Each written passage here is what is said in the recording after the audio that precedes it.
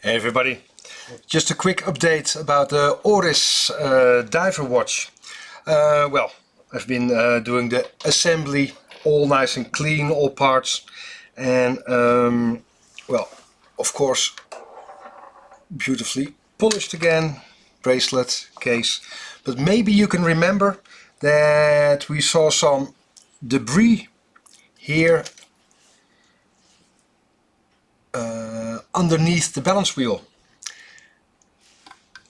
Well, again, all nice and clean right now, but during this assembly I didn't see the reason why the debris was there, even though I'm a self-confessed pellet fork fetishist.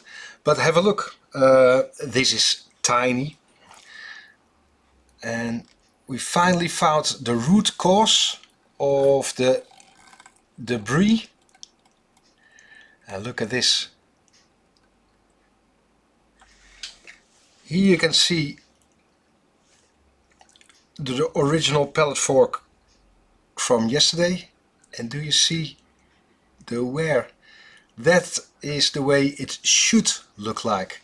And we know there were some problems with quality control at ETA at the time, who were the makers of this movement. But this is the place where all the debris came from.